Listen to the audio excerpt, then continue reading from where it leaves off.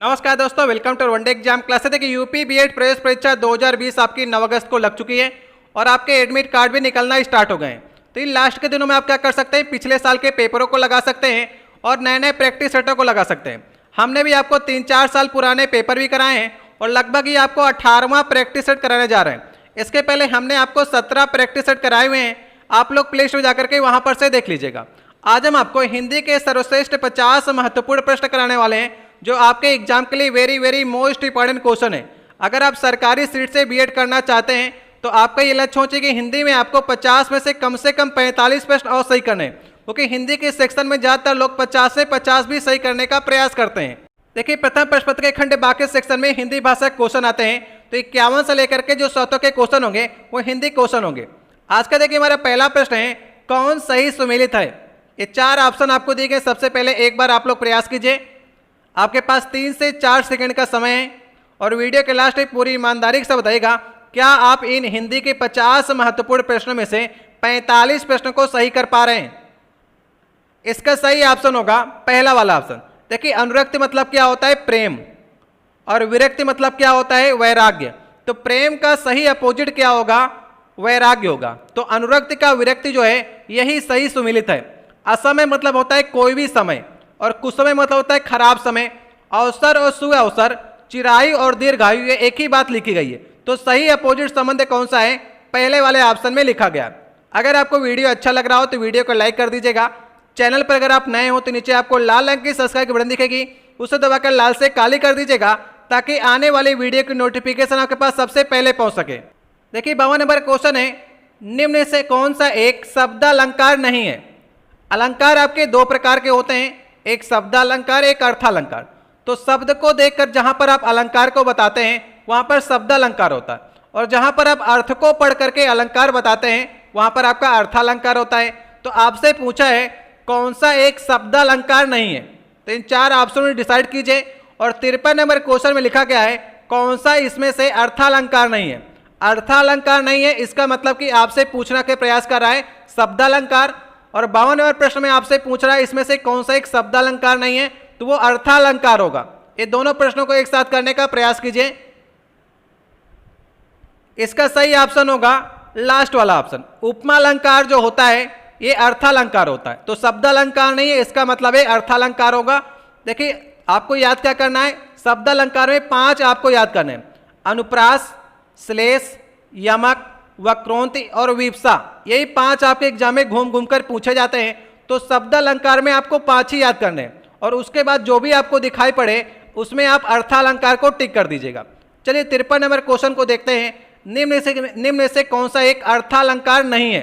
तो अर्थालंकार नहीं होगा तो शब्दालंकार होगा, और शब्दालंकार में हमने आपको बताया कि आपको अनुप्रास मिलेगा, श्लेष मिलेगा, यमक मिलेगा, वक्रोंति मिलेगा, विप्सा मिलेगा। तो यहाँ पर वक्रोंति मिला है तो ये एक अर्थालंकार नहीं है, ये शब्दालंकार होगा। तो सही ऑप्शन होंगे इसका सी वाला और पहले वाले का डी वाला ऑप्शन। ठीक है, उपमा, रूपक, उपेक्षा जो होते हैं ये अर्थालंकार होते हैं।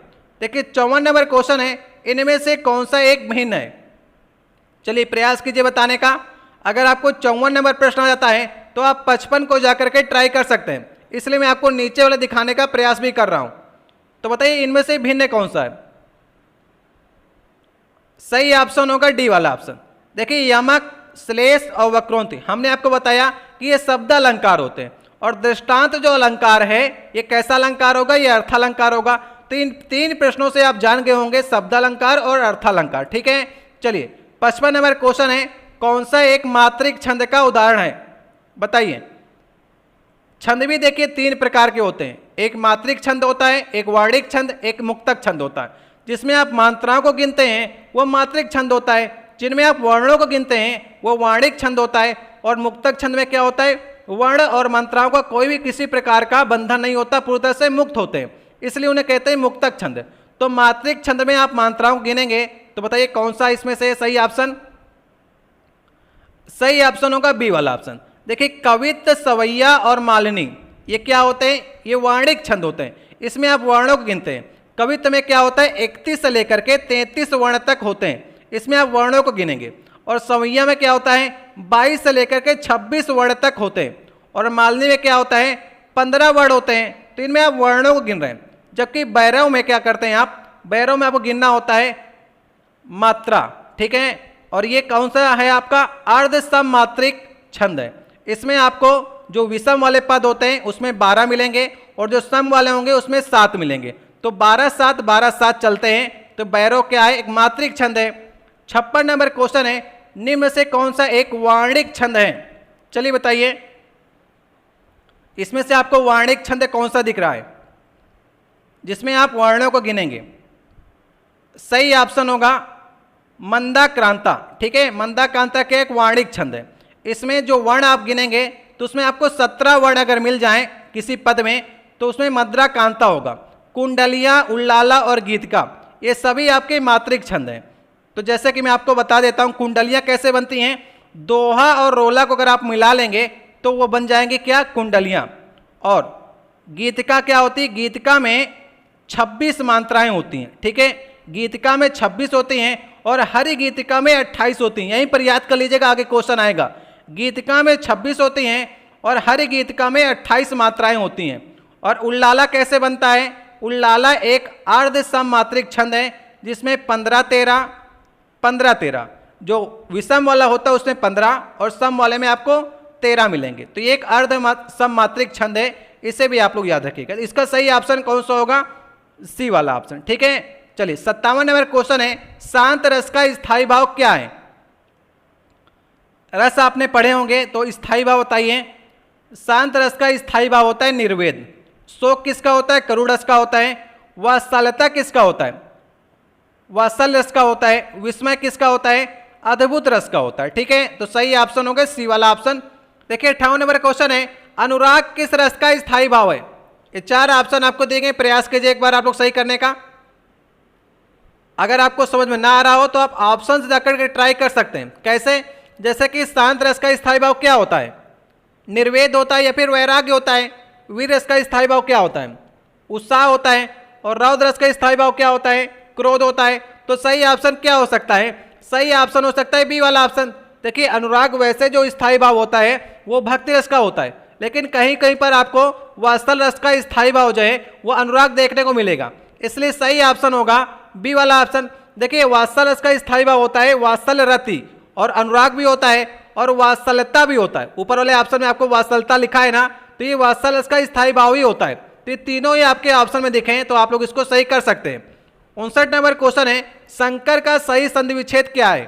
शंकर भगवान शिव जी को कहा जाता है ना शंकर, तो बताइए सही संधि विच्छेद क्या होगा। यहां पर कौन सी संधि होगी, तो व्यंजन संधि होगी। सबसे पहले आप लोग समझिएगा व्यंजन संधि होगी, और सही ऑप्शन इसका पहला वाला। सम धन कर बराबर होता है शंकर। जो का पंचम लेटर होता है ना, मां के बाद में का से लेकर के अगर माता का आता है, का से लेकर अगर माता का आता है तो उसी वर्ग का 5वां लेटर में चेंज होता है। तो का 5वां लेटर होता है अंगा, तो यहां पर देखिए शंकर बन गया।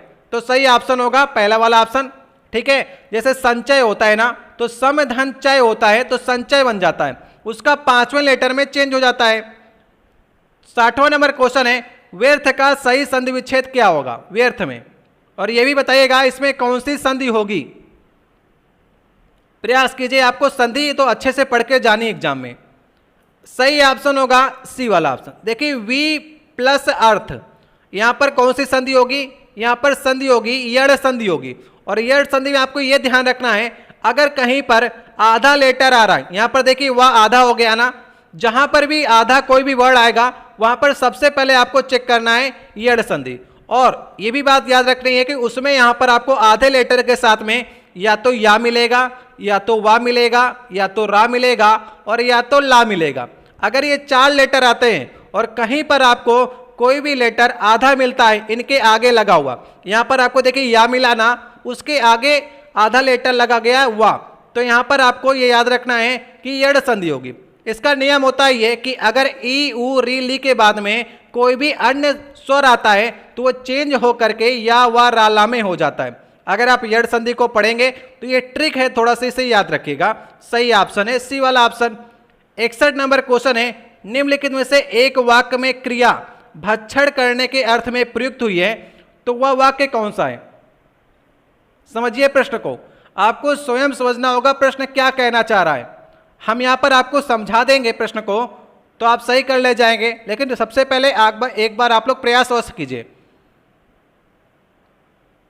देखिए पहले ऑप्शन लिखा गया है वह हराम का पैसा खाता है, लेकिन पैसा तो खाया नहीं जा सकता है। यहाँ पर भक्षण के अर्थ में, मतलब खाने के अर्थ में जो क्रिया प्रयोग की गई है उसका आपको सही ऑप्शन देना है। तो गलत हो गया, पैसे को आप खा नहीं सकते हैं। वह जूते खाता है, तो जूते भी आप नहीं खाते हैं। वह कसम खाता है, तो कसम भी आप नहीं खाते हैं। ये कहने की बातें होती हैं, बाकी खाई नहीं जाती हैं।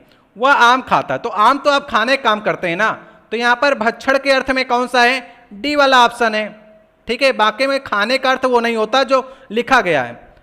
62 नंबर क्वेश्चन है, तू डाल डाल मैं पात पात का सही अर्थ क्या होगा? बताइए।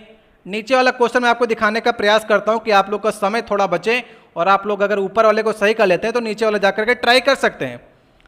तू डाल डाल तो मैं पात पात, सही ऑप्शन होगा चालाकी का जवाब चालाकी से देना। ठीक है, सिंपल था ये तो। चलिए 63 नंबर क्वेश्चन है, अकाल पीड़ित में सही समास कौन सा होगा? अकाल पीड़ित, अकाल से पीड़ित, इसमें आपका निकला ना, तो सही ऑप्शन होगा तत्पुरुष समास। ठीक है, कौन सा ऑप्शन सही होगा? अकाल से पीड़ित, तो तत्पुरुष समास होगा। 64 नंबर क्वेश्चन है, अन्वेषण का शुद्ध सही संधि विच्छेद आपको बताना है।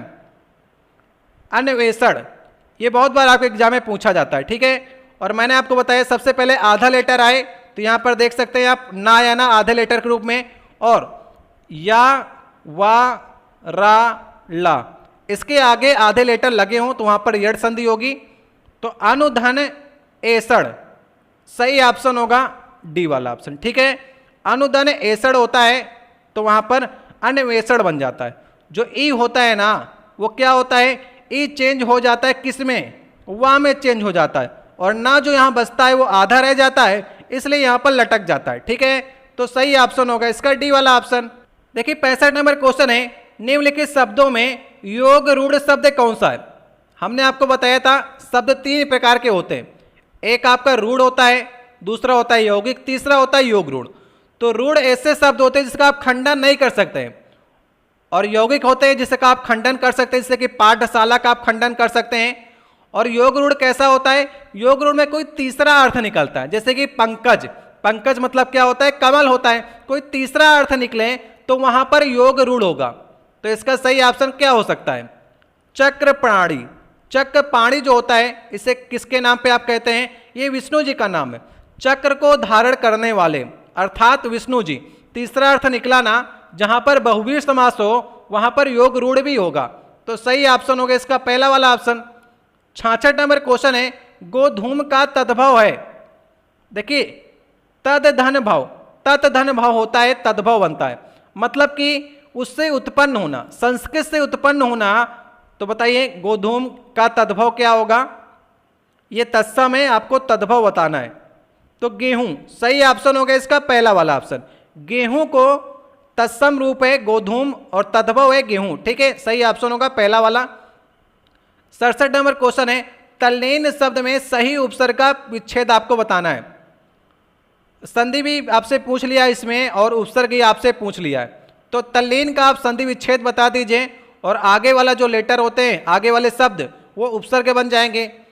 सही बताइए कौन सा ऑप्शन सही लग रहा है आपको? सही ऑप्शन होगा इसका डी वाला ऑप्शन, तत्धन लीन, तत्धन लीन। देखिए अगर ता के बाद में ला आता है तो ये ता जो होता है वो आधे ला में चेंज हो जाता है। ये नियम है व्यंजन संधि, अगर आप अच्छे से पढ़ेंगे, ता के बाद में अगर ला आएगा तो चेंज हो जाएगा किस में?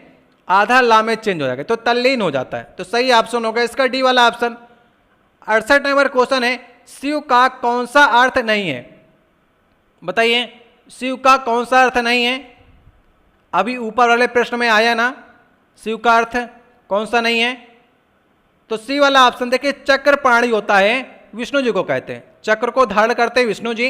बाकी महादेव शिव जी को कहते हैं पशुपति, मतलब पशुओं के राजा, पशुओं के देवता शिव जी हैं आपके, शंकर भी कहते हैं शिव जी को।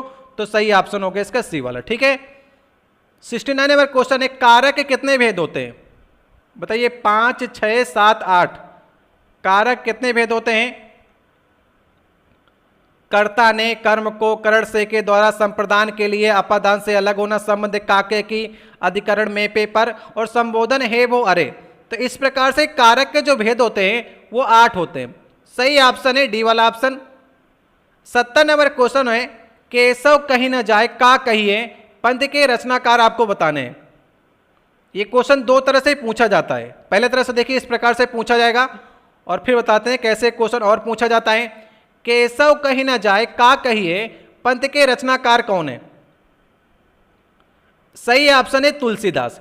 एक और तरह से क्वेश्चन मिलता है, अगर कोई आप और एग्जाम दे, मान लीजिए लेखपाल का एग्जाम देने जा रहे हैं, तो वहां पर आपसे ये पूछ सकता है केशव कहीं न जाए का कहिए, ये पंक्ति कहां से ली गई हैं? तुलसीदास ने तो लिखा है, लेकिन तुलसीदास के कौन सी कृति से ली गई हैं? तो ये विनय पत्रिका से ली गई हैं। ठीक है, किससे ली गई हैं? विनय पत्रिका से ली गई हैं। याद रखिएगा, इंपॉर्टेंट क्वेश्चन है। 71 नंबर क्वेश्चन है सूरदास प्रेमचंद के किस उपन्यास के पात्र हैं? ये बढ़िया क्वेश्चन है, थोड़ा कम ही लोग बता पाएंगे, क्योंकि जो उपन्यास को थोड़ा से पढ़े होंगे वही बता पाएंगे। वरदान, प्रतिज्ञा, गोदान और रंगभूमि।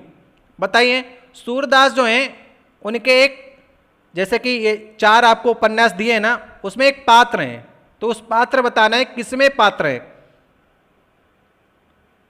सही ऑप्शन है रंगभूमि। अगर आप रंगभूमि उपन्यास को पढ़ेंगे तो वहां पर जमीन का विवाद होता है, वहां पर सूरदास की जमीन पर कब्जा करने के लिए फैक्ट्री लगाने का प्रयास करते हैं, सिगरेट की फैक्ट्री लगाने का प्रयास करते हैं।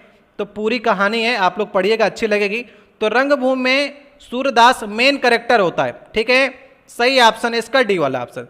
अब देखिए 72 से 74 नंबर जो क्वेश्चन है वहां पर आपको तो रिक्त स्थान की पूर्ति करना है, और काले शब्द जो दिए गए हैं इसके अपोजिट, मतलब विलोम शब्द आपको यहां पर भरना है। समझ लीजिएगा पहले अच्छे से, ये काले शब्द जो दिए गए हैं इसका अपोजिट यहां पर भरना है। चलिए 72, 73 और 74 ये तीनों एक साथ देख लीजिए, क्योंकि तीनों में आपको अपोजिट ही भरना है। 72 में लिखा गया है भारतीय दृष्टि आध्यात्मिक है, जबकि पाश्चात्य दृष्टि का आधार कैसा है?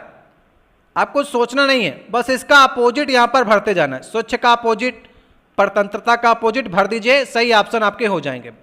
तो भारतीय दृष्टि आध्यात्मिक है, जबकि पाश्चात्य दृष्टि का आधार क्या है?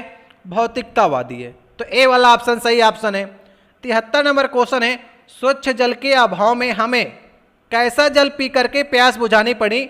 अगर स्वच्छ जल आपको नहीं मिलेगा तो आप दूषित जल ही पिएंगे, अपोजिट है ना स्वच्छ का दूषित। 74 नंबर क्वेश्चन है 15 अगस्त 1947 को भारत ने परतंत्रता की जंजीरें तोड़ करके, तो परतंत्रता का मतलब कि परतंत्रता का अपोजिट क्या होगा? स्वतंत्रता। तो स्वतंत्रता प्राप्त की। सही ऑप्शन होगा ए वाला, ए वाला, ए वाला, तीनों के ए ऑप्शन है। ठीक है, तो यहां पर से आप लोग प्रयास कर सकते थे, इसमें से आपको 3 नंबर जो हैं बिल्कुल आराम से मिल जाएंगे। तो ये तीनों क्वेश्चन आपके एक साथ लग गए। चलिए अब स्टार्ट करते हैं 75 नंबर क्वेश्चन से। यथार्थ किस समास का उदाहरण है? बताइए, यथार्थ जो है वो किस समास का उदाहरण है? हमने आपको याद कराया था, अगर किसी भी समास के आगे अनु लगा है, आ लगा है, प्रति लगा है, भर लगा है, यथा लगा है, यावत लगा है, या फिर हर लगा है, तो वहां पर बिना सोचे ही आपको अव्ययी भाव समास टिक कर देना है। अव्ययी भाव समास में क्या होता है? प्रथम पद प्रधान होता है। अगर आपको फिर भी नहीं समझ में आता तो मैंने आपको 4-5 चीजें बताई हैं, जैसे कि अनु लगा होगा अव्ययी भाव में, आ लगा होगा आगे, प्रति लगा होगा, भर लगा होगा, यथा लगा होगा, यावत लगा होगा, या फिर हर लगा हो, तो वहां पर आप अव्ययी भाव को सही करके आइएगा, बिल्कुल सही नंबर आपको मिलेंगे। 76 नंबर क्वेश्चन है मुंहतोड़ शब्द में कौन सा समास है? बताइए, मुंहतोड़ शब्द में कौन सा समास है? मुंह को तोड़ना। सही ऑप्शन होगा तत्पुरुष समास है। ठीक है, 77 नंबर क्वेश्चन है पाप पुण्य में कौन सा समास है? संधि समास से लगभग आपको 5 से 7 क्वेश्चन देखने को मिल सकते हैं एग्जाम में, तो ये दोनों टॉपिक को आपको अच्छे से पढ़कर जाना है। पाप पुण्य में कौन सा समास है? इसमें आप देख रहे हैं दोनों ही पद प्रधान है, और खास बात इसमें क्या होती है, कभी कभी ये क्या करते हैं, अपोजिट संबंध होता है इसमें। पाप पुण्य का अपोजिट संबंध है, और बीच में आप देख रहे हैं ना योजक भी है, चिन्ह भी होता है, और ये इसमें दोनों पद ही प्रधान होते हैं, तो यहाँ पर द्वंद्व समास होता है। ठीक है, सही ऑप्शन होगा डी वाला ऑप्शन। देखिए 78 नंबर क्वेश्चन है दिगंबर में कौन सा समास है? बताइए, दिगंबर में कौन सा समास है? दिक धन अंबर, इसका सही संधि विच्छेद होता है, यहां पर व्यंजन संधि है और इसका अर्थ क्या होता है दिगंबर का। दिशाएं जिसका वस्त्र हो उसे आप क्या कहते हैं दिगंबर कहते हैं और ये शिव जी को कहा जाता है। तो यहां पर बहुब्रीहि समास होगा, ठीक है। जैसे आप जैन धर्म में पढ़ते होंगे ना श्वेतांबर और दिगंबर, तो श्वेतांबर वे होते हैं जो श्वेत वस्त्र को पहनते हैं और दिगंबर वे होते हैं जो नग्न होते हैं। दिशाएं जिसका वस्त्र होती हैं, वो कोई कपड़े नहीं पहनते हैं, दिशाएं उनका वस्त्र हैं, तो ऐसा शिव जी हैं। तो सही ऑप्शन है बी वाला ऑप्शन, तीसरा अर्थ निकला ना इसमें, तो बहुब्रीहि समास होगा, ठीक है। देखिए यहाँ पर आपको 3 क्वेश्चन दिए गए हैं और इसमें आपको क्या करना है वर्तनी को ठीक करना है। 79, 80 और 81 ये 3 क्वेश्चन हैं। इसमें आपको व्यवहारिक, उज्ज्वल और उपरोक्त या फिर उपर्युक्त को आपको सही करना है। वर्तनी सही चूज करनी। इन 4 ऑप्शनों से बताइए कौन कौन सी वर्तनी जो है वो शुद्ध लिखी गई है। ये तीनों क्वेश्चन आप लोग एक बार में ही करने का प्रयास कीजिए। तीनों बिल्कुल आपको 3 नंबर देकर जाएंगे, किसी को गलती नहीं करनी है और सभी को सही करने का प्रयास करना है। व्यवहारिक कैसे लिखा जाएगा सही प्रकार से, सही ऑप्शन होगा इसका सी वाला ऑप्शन। व्यवहारिक ऐसे लिखा जाएगा, सी वाले ऑप्शन में जैसे लिखा है ना उसी प्रकार से व्यवहारिक लिखा जाएगा। उज्ज्वल की बात करते हैं तो बताइए 80 नंबर में किस प्रकार से उज्ज्वल लिखा जाएगा। तो आप प्रश्न को ध्यान से देखिए, इसमें उज्ज्वल जो लिखा गया है वो चारों ही ऑप्शन में गलत प्रकार से लिखा गया है और उज्ज्वल कई बार आपके एग्जाम में पूछा भी गया है और आगे भी पूछा जाएगा। तो चारों ऑप्शन में आप देख रहे होंगे उज्ज्वल किसी में भी अच्छे तरह से नहीं लिखा गया है। सही तरीके से उज्ज्वल लिखा जाता है, इसमें दोनों जा जो होते हैं वो आधे होते हैं। उज्ज्वल इस प्रकार से सही लिखा जाता है। तो बताइए इन चारों ऑप्शन में से कहीं पर आपको सही प्रकार से लिखा मिल रहा है? नहीं मिल रहा है। किताब ने इसका आंसर डी वाला सही किया है, जबकि गलत है। मैंने आपको बताया उज्ज्वल जो है वो इस प्रकार से लिखा जाएगा, ठीक है। दोनों जा जो होते हैं वो आधे आधे होते हैं और वहाँ पे जुड़े होते हैं। तो सही प्रकार मैंने जो आपको बताया। 81 नंबर क्वेश्चन है उपर्युक्त या फिर उपरोक्त आप कैसे लिखेंगे, शुद्ध आपको बताना है। सही ऑप्शन होगा इसका सी वाला ऑप्शन। देखिए उपरोक्त जो होता है ये अशुद्ध होता है, शुद्ध जो होता है उपर्युक्त ही होता है। तो सही ऑप्शन होगा इसका सी वाला ऑप्शन, ठीक है।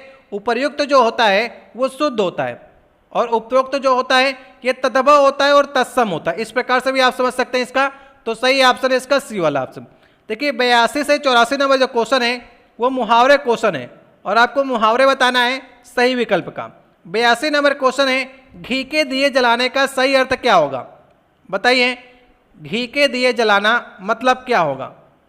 जब श्री राम जी अयोध्या वापस लौट कर आए थे 14 साल के वनवास के बाद, तो अयोध्या वासियों ने घी के दीपक जलाए थे। तो क्यों जलाए थे? खुशी मना रहे थे ना। सही ऑप्शन होगा 82 का सी वाला ऑप्शन। 83 नंबर क्वेश्चन है सिर चढ़ाना का क्या अर्थ होगा। सिर चढ़ाना कहते नहीं है कि आपने लड़के को सिर पर चढ़ा लिया है, तो मतलब कि बहुत अधिक आज़ादी दे देना। सही ऑप्शन होगा बी वाला ऑप्शन। आज़ादी दे देना या फिर बहुत अधिक महत्व दे देना, बहुत अधिक प्यार भी करना, यह भी अर्थ हो सकता है। सही ऑप्शन होगा इसका बी वाला ऑप्शन। 84 नंबर क्वेश्चन है आम के आम गुठलियों के दाम।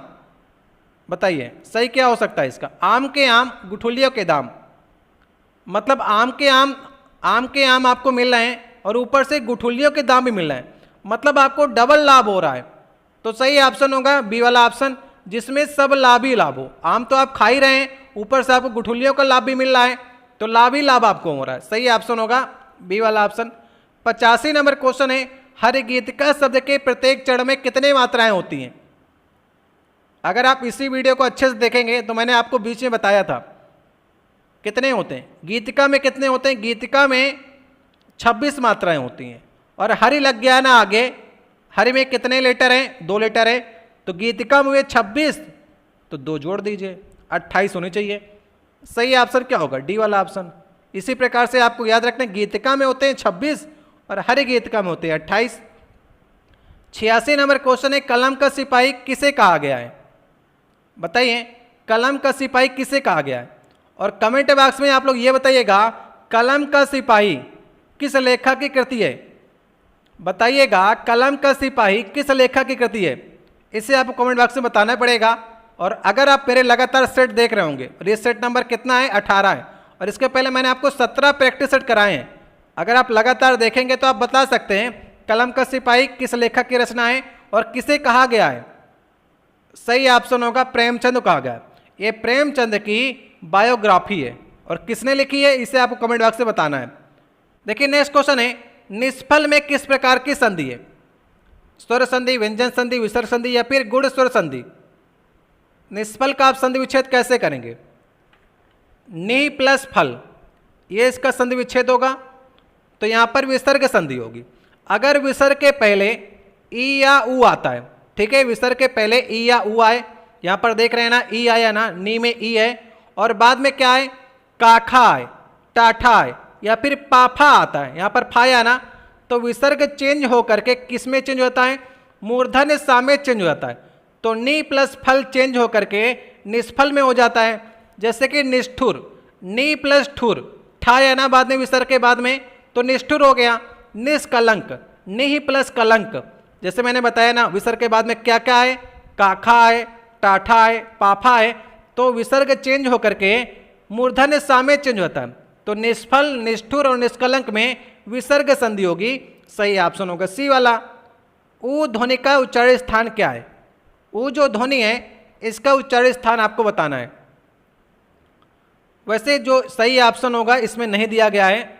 ऊ का सही उच्चारण स्थान होता है ओष्ठ, जो कि इसमें नहीं दिया गया, इसलिए चारों ऑप्शन में से हम किसी भी ऑप्शन को टिक नहीं करेंगे। एक गलती है इसकी, इसे आपको देखना होता है प्रैक्टिस सेटों में कि आप गलत प्रश्नों को छांट पा रहे हैं कि नहीं छांट पा रहे हैं। प्रश्न में गलतियां होती हैं, जो भी आप प्रैक्टिस सेट लगाएंगे उसमें आपको गलतियां मिलेंगी, जो आपका एग्जाम पेपर होगा उसमें भी आपको गलतियां मिलती हैं। तो ऊ का जो ध्वनि का उच्चारण स्थान होता है वो होता है ओष्ठ, जैसे कि ऊ हो गया, बड़ा ऊ हो गया, और पा वर्ग के जितने होते हैं पा फा बा भा मा, ये सारे ओष्ठ से बोले जाते हैं। दंत ओष्ठ क्या बोला जाता है? दंत से बोला जाए और ओष्ठ बोला जाए वो वाह होता है, ठीक है। तो इसमें आप किसी को सही मत करिएगा, आपके ऑप्शन में अगर ओष्ठ देता है तो आप उसी को सही कीजिएगा। 89 नंबर क्वेश्चन है, आकाशदीप किसकी रचना है? आकाशदीप किसकी रचना है? तो ये जयशंकर प्रसाद जी की रचना है। ढेर सारी रचनाएं हैं, जैसे कि झरना हो गया, आंसू, कामायनी, लहर, ये सारी आपकी जयशंकर जी की रचना है। और आकाशदीप क्या है? कहानी है। अंधा युग किस प्रकार की रचना है? उपन्यास है, काव्य नाटक है या फिर नाटक है? और आप लोग कमेंट बॉक्स में इसका उत्तर दीजिएगा कि अंधा युग के लेखक कौन है। अगर आप लगातार हमारे सेट देख रहे होंगे तो मैंने आपको बताया हुआ है कि अंधा युग के राइटर कौन है, और कमेंट बॉक्स में आप लोग इसका उत्तर दीजिएगा। ये हमारा आज का दूसरा प्रश्न है। पहला हमने आपसे पूछा था कि कलम का सिपाही किसने लिखा है, और दूसरा हम आपसे पूछने का प्रयास कर रहे हैं कि अंधा युग के राइटर कौन है और कैसी रचना है आपकी? ये काव्य नाटक है, ठीक है। सही ऑप्शन होगा इसका सी वाला ऑप्शन। 91 नंबर क्वेश्चन है, कोणार्क नाटक के लेखक कौन है? बताइए। अच्छा क्वेश्चन है, थोड़ा सा नया क्वेश्चन है, कुछ लोग सही कर पाएंगे इसे। बताइए कोणार्क नाटक के लेखक कौन है? सही ऑप्शन है जगदीश चंद्र माथुर। इंपॉर्टेंट क्वेश्चन है, ठीक है, नई रचना है। अनामिका किसका काव्य संग्रह है? बताइए अनामिका किसका काव्य संग्रह है? निराला का, पंथ का, महादेवी वर्मा का या फिर प्रसाद का? शॉर्टकट में नाम दिए गए हैं। सही ऑप्शन है निराला, ठीक है, निराला जी की है। अनामिका निराला जी की रचना है। लेकिन 93 प्रश्न है, इस प्रश्न को आपको अच्छे से पढ़ना है और बताना है किस संधि के बारे में आपको विस्तार से समझाया गया है, ठीक है। यदि ए ओ के बाद में कोई अन्य स्वर आता है तो इसके स्थान पर क्रमशः आए आओ हो जाता है, तो ये किस प्रकार की स्वर संधि कहलाती है? आपने संधि पढ़ी होगी और स्वर संधि पढ़ी होगी, तो वहां पर बताइए कहां पर आए आओ हो जाता है। तो आप अगर आयादी संधि पढ़ेंगे तो इसका सही ऑप्शन होगा सी वाला ऑप्शन। देखिए 94 से 96 नंबर क्वेश्चन जो है वहां पर काले शब्दों के पर्यायवाची शब्द आपको लिखने हैं, मतलब कि समानार्थक शब्द लिखने हैं। तो विकल्प को आपको चुनना है। जैसे कि 94 नंबर क्वेश्चन है, किसान धरती का मातृवत सम्मान करता है, तो आपको यहाँ पर धरती का क्या बताना है? पर्यायवाची या फिर समानार्थी शब्द बताना है। तो क्या होगा सही ऑप्शन? सही ऑप्शन होगा वसुधा। वसुधा भी पृथ्वी को कहते हैं या फिर धरती को कहते हैं, तो सही ऑप्शन होगा डी वाला ऑप्शन। तरणे किसको कहते हैं? नदी कहते हैं। भार्या कहते हैं पत्नी को, और रजनी कहते हैं रात्रि को। तो ऐसा सही ऑप्शन होगा डी वाला ऑप्शन। देखिए 95 क्वेश्चन है, नदी जीवन भी देती है और विनाश भी कर सकती है, तो यहाँ पर काले लेटर से जो नदी लिखा गया है इसका आपको समानार्थी या फिर पर्यायवाची बताना है। बताइए सुरसरी, सरिता, देव नदी या फिर सुरभि में से क्या हो सकता है? थोड़ा सा कंफ्यूजिंग है लेकिन मुझे विश्वास है कि आप लोग बता ले जाएंगे। बताइए क्या हो सकता है? समानार्थी। सही ऑप्शन होगा बी वाला ऑप्शन, सरिता। सरिता जो है वो नदी का समानार्थी है, जबकि सुरसरी, देव नदी किसके हैं? गंगा नदी के हैं। सुरसरी, देव नदी, भागीरथी, मंदाकिनी, विष्णुपदी, जाह्नवी, ये सब गंगा नदी के क्या हैं? समानार्थी हैं। सुरभि किसका है? सुरभि गाय का होता है। ठीक है। 96 नंबर क्वेश्चन है, गर्मी में वायु तेज गति से चलती है तो वायु का समानार्थी बताना है आपको। सही ऑप्शन होगा अनिल। अनिल मतलब होता है पवन, पवन मतलब वायु। सही ऑप्शन होगा ए वाला। निम्नलिखित में से सुमेलित कौन सा सही नहीं है? ध्यान दीजिएगा, प्रश्न को पूरा ध्यान से पढ़िएगा। नहीं से आपके 1 नंबर चले जाते हैं। अगर आपने नहीं पढ़ा तो आप उसको टिक कर देंगे जो सुमेलित होगा। ठीक है। सूचि मतलब पवित्र होता है, बिल्कुल सही है। सर मतलब सरोवर होता है, बिल्कुल सही है। सर्ग मतलब अध्याय होता है, ये भी सही है। तो सुमेलित कौन सा नहीं है? सी वाला ऑप्शन। सवर्ण मतलब होता है जिसका वर्ण अच्छा हो, जैसे कि ब्राह्मण, क्षत्रिय, वैश्य जो होते हैं ये सवर्ण कहलाते हैं। सवर्ण, इनका वर्ण अच्छा होता है, ऐसा कहा गया है। ठीक है। सोना को क्या कहा जाता है? सुवर्ण कहा जाता है। अगर सु लगा देता यहाँ पर, सवर्ण की जगह पर सुवर्ण कर देता तब ये सही हो जाता, लेकिन सवर्ण कर दिया इसलिए सुनित नहीं हो गया। सही ऑप्शन होगा सी वाला। अच्छा क्वेश्चन है। ठीक है। सुवर्ण मतलब सोना होता है। 98 नंबर क्वेश्चन है, अदृश्य सत्तु अर्थ के अनुरूप उपयुक्त मुहावरा कौन सा है? अदृश्य सत्तु मतलब जो दिखाई ना पड़ता हो।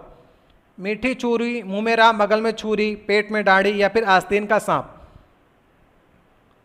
तो सही ऑप्शन है आस्तीन का सांप। आस्तीन का जो सांप होता है मतलब कि कोई मित्र है आपका, वो आपको लग रहा है कि आपका बहुत ही घनिष्ठ मित्र है, लेकिन कभी भी आपके साथ धोखा दे सकता है, तो ये आपका अदृश्य शत्रु है। ठीक है। आस्तीन का सांप है। 99 नंबर क्वेश्चन है, गिराना किस प्रकार की क्रिया है?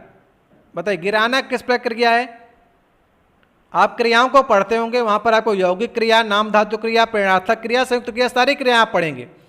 तो जहां पर लास्ट में आना लगा होता है या फिर वाना लगाओ, आना लगाओ या फिर वाना लगाओ, वहां पर प्रेरणार्थक क्रिया होती है। जैसे गिराना, उठाना, देना, ये सब क्या है? प्रेरणार्थक क्रिया। और लास्ट में वाना भी लगाओ, जैसे सुलवाना, उठवाना, करवाना, ये सब क्या होते हैं? ये भी प्रेरणार्थक क्रिया होते हैं। जहाँ पर आना लगा होता है वो प्रथम प्रेरणार्थक क्रिया होता है, जहाँ पर वाना लगा होता है ये द्वितीय प्रेरणार्थक क्रिया होते हैं। ये भी ध्यान रखिएगा, थोड़ा सा उच्च लेवल में पूछेगा तो ये भी आपसे पूछ सकता है। देखिए 100वां क्वेश्चन है, आज का लास्ट क्वेश्चन है, निम्नलिखित में से कौन सा शब्द स्त्रीलिंग नहीं है? स्त्रीलिंग नहीं है इसका मतलब कि पुल्लिंग होगा। सुबह, दोपहर, सांझ और दिन। बताइए। अच्छा क्वेश्चन है, ये आपके यूपी पीसी से पूछने वाला क्वेश्चन है। थोड़ा सा अपवाद है, इस पर आप लोग ध्यान दीजिएगा। जो समय सूचक होते हैं, समय सूचक, वो सारे के सारे पुल्लिंग होते हैं। ठीक है। जैसे कि क्षण, क्षण हो गया ना, समय सूचक है। सेकेंड, क्षण हो गया, सेकेंड हो गया, मिनट हो गया, घंटा, दिन, सप्ताह, पक्ष, माह, ये सारे के सारे किस में आते हैं? पुल्लिंग में आते हैं। लेकिन अपवाद कौन कौन से होते हैं? वो सारे स्त्रीलिंग में आते हैं। तो दिन जो हो गया ये आपका पुल्लिंग में आएगा। मैंने बताया ना आपका पुल्लिंग में कौन कौन से आएंगे? क्षण आएगा, सेकंड आएगा, मिनट आएगा, घंटा आएगा, दिन आएगा, सप्ताह आएगा, पक्ष आएगा, माह आएगा। बाकी सुबह, दोपहर, शाम, सांझ, संध्या, ये सब लिख के आ सकता है। ये सब स्त्रीलिंग में आते हैं। और आपसे पूछा था पुल्लिंग, तो ये सारे स्त्रीलिंग है, यही आपके अपवाद होते हैं। समय सूचक वैसे मैंने बताया आपका पुल्लिंग होते हैं, लेकिन सुबह, दोपहर, सांझ, संध्या, ये सब आपके स्त्रीलिंग में आते हैं। ये ध्यान रखिएगा, इंपॉर्टेंट क्वेश्चन है। तो इसका डी वाला ऑप्शन जो है वो सही ऑप्शन है। तो ये हमारे महत्वपूर्ण हिंदी के प्रश्नों की सीरीज थी, जो कि आपके यूपी बीएड के लिए very very most important question है, और किसी भी एग्जाम के लिए very very most important question है। जिसमें भी हिंदी पूछी जाएगी वो सारे एग्जाम में इससे आप क्लियर कर सकते हैं। तो आपका कितना स्कोर हुआ इसे आप कमेंट बॉक्स में बता सकते हैं। अगर आपको वीडियो अच्छा लगा हो तो आप जाते जाते एक लाइक कर सकते हैं, और चैनल पर नए हो तो नीचे आप सब्सक्राइब के बटन देख रहे होंगे, उसे दबाकर लाल से काली कर दीजिएगा। अपना स्कोर जरूर शेयर कीजिएगा कि आप इन 50 महत्वपूर्ण प्रश्नों में से क्या 45 प्रश्नों को सही कर पा रहे हैं। आपका एग्जाम 9 अगस्त को लगा है, तो आप अभी तक 45 प्रश्नों को सही कर पा रहे हैं या अभी भी 40 प्रश्न में रह जा रहे हैं? अगर 40 प्रश्न आपके सही हो रहे हैं तो थोड़ा से और प्रयास कीजिए, क्योंकि हिंदी ऐसा सब्जेक्ट है जिसमें आप अपना बेस्ट दे सकते हैं। क्योंकि इसमें कोई नया क्वेश्चन नहीं पूछा जाता कि इसमें आपको करंट अफेयर क्वेश्चन पूछे जाएंगे। इसमें वही क्वेश्चन पूछे जाते हैं जो अभी तक आपके एग्जाम में पूछे गए क्वेश्चन है। तो कम से कम आपका प्रयास होना चाहिए कि 40 से 45 के बीच में रहिए। अच्छा सेट था और कमेंट बॉक्स में स्कोर बताइएगा। मैंने 2 क्वेश्चन आपसे पूछे हैं। एक मैंने आपसे पूछा है कलम के सिपाही के लेखक और एक अंधा युग के लेखक मैंने आपसे पूछे हैं। ये दोनों प्रश्नों का आप लोग जवाब देने का प्रयास कीजिएगा। वीडियो कैसा लगा? अगर आप लोग इस सीरीज को आगे बढ़ाना चाह रहे हो तो आप लोग कमेंट बॉक्स में कह सकते हैं। जितनी आप कहेंगे उतनी आपको हिंदी के सेट करा देंगे, जीएस का सेट करा देंगे, रीजनिंग भी स्टार्ट करें और साइंस का भी प्रयास करते हैं 2-3 सेट आपको करा देते हैं, ताकि आपको एग्जाम में अच्छा प्रयास लगे, आपको अच्छा लगे कि आपने सेट लगा कर आए और आपको कोई डर ना लगे एग्जाम में। मिलते हैं आपसे नेक्स्ट वीडियो में। बहुत बहुत धन्यवाद। अपना स्कोर कार्ड और प्रश्नों के जवाब और जो भी सुझाव आप कमेंट बॉक्स में कह सकते हैं।